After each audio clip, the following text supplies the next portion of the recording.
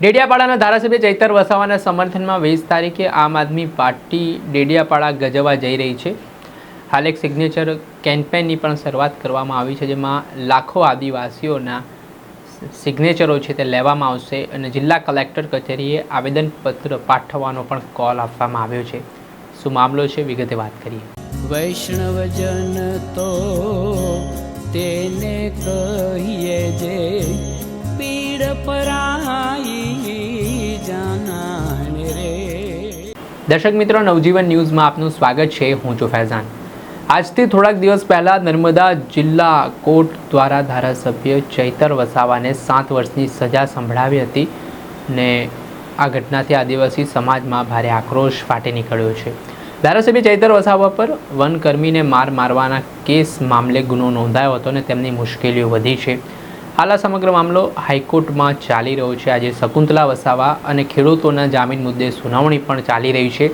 બપોર સુધીમાં ફેસલો પણ આવી જશે શકુંતલા વસાવા અને ખેડૂતોના જામીન મામલે। બીજી તરફ આમ આદમી પાર્ટીએ ધારાસભ્ય ચૈતર વસાવાના સમર્થનમાં સિગ્નેચર અભિયાનની શરૂઆત કરી છે। આ સિગ્નેચર કેમ્પેનમાં અલગ અલગ જે જિલ્લાઓ છે આદિવાસી સમાજના લોકોના સિગ્નેચર લેવામાં આવશે અને ત્યારબાદ નર્મદા જિલ્લા કલેક્ટર કચેરી આવેદનપત્ર પણ પાઠવવામાં આવશે। સાથે જ આપ દ્વારા 20 તારીખે ડેડિયાપાડામાં એક જનસભાનું આયોજન કર્યું છે। આ મામલે શું કહી રહ્યા છે આદિવાસી નેતા નિરંજન વસાવા, તેમને સાંભળો।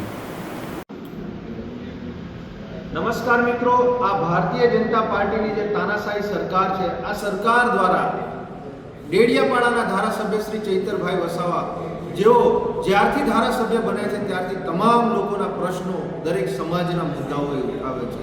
એ રોડ રસ્તાનો પ્રશ્ન હોય, શિક્ષણનો પ્રશ્ન હોય, આરોગ્યનો પ્રશ્ન હોય, સનદની જમીનનો પ્રશ્ન હોય, સ્ટેચ્યુ ઓફ યુનિટી, જીઆઈડીસીનો, આ તમામ મુદ્દાઓ પર એ મજબૂતાઈથી આ સરકાર સામે લડે છે, અવાજ ઉઠાવે છે અને લોકોને ન્યાય અપાવે છે। એ જ આ ભારતીય જનતા પાર્ટીના જે નેતાઓ છે, આ સરકારને એ ગમતું નથી। એના જ ભાગરૂપે એમની પર ખોટી એફઆઈઆર કરવામાં આવી અને એ એફઆઈઆરમાં એમને 7 વર્ષની સજા કરવામાં આવી।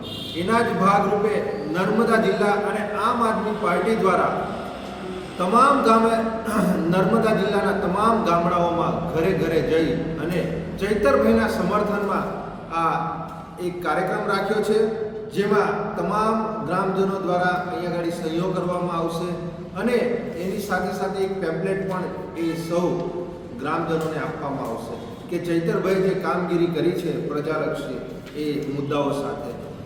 અને 20/7/2026 અને સોમવારના રોજ રાજપીપળા ખાતે લાખોની સંખ્યામાં અહીંયા જનમેદની ઉમટશે અને એક ભવ્ય જનસભાનું આયોજન કરવામાં આવ્યું છે।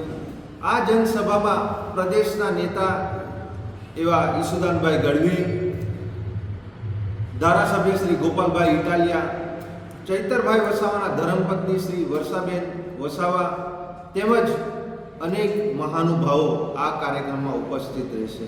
અને એ જનસભાનો કાર્યક્રમ પૂર્ણ કર્યા બાદ કલેક્ટર ઓફિસ નર્મદા ખાતે આવેદનપત્ર આપવામાં આવશે, જેમાં લાખોની સંખ્યામાં જે લોકોએ ચૈતરભાઈના સમર્થનમાં સહીઓ કરી છે એ લોકો અહીં કલેક્ટર સાહેબશ્રીને આવેદન આપશે, જેમાં રાષ્ટ્રપતિ, રાજ્યપાલ અને મુખ્યમંત્રીને સંબોધીને કે ચૈતરભાઈ પર જે ખોટી એફઆઈઆરો, ખોટા કેસો કરી એમને ફસાવવામાં આવે છે, એમનો અવાજ દબાવવામાં આવ્યો છે, એમને વહેલામાં વહેલી તકે ન્યાય મળે અને પ્રજા સમક્ષ ફરી એ આવે, એના માટે આ ખૂબ મોટો કાર્યક્રમ અહીંયા થવા જઈ રહ્યો છે। તો આપ સૌ આગેવાનશ્રીઓ આ કાર્યક્રમમાં જોડાઓ, આ ઝુંબેશમાં જોડાઓ અને ચૈતરભાઈના સમર્થનમાં લાખોની સંખ્યામાં તમામ નર્મદા જિલ્લાના તમામ સમાજના લોકો આ સહયોગ કરી જનસમર્થનમાં ભાગ લો એવી આપ તમામ આગેવાનશ્રીઓને અમારી નમ્ર વિનંતી છે। જય હિન્દ, જય ભારત। જે આપણે સાંભળતા આદિવાસી નેતા નિરંજન વસાવા તેઓ કહી રહ્યા છે કે આગામી દિવસોમાં સિગ્નેચર કેમ્પેન થકી લાખોની સંખ્યામાં આદિવાસી સમાજના લોકો ડેડિયાપાડા ખાતે એકઠા થવાના છે। નર્મદા જિલ્લા કલેક્ટર કચેરી આવેદનપત્ર પાઠવવાના છે અને આ સિગ્નેચર કેમ્પેન થકી રાષ્ટ્રપતિને આ સિગ્નેચરો મોકલવામાં આવશે।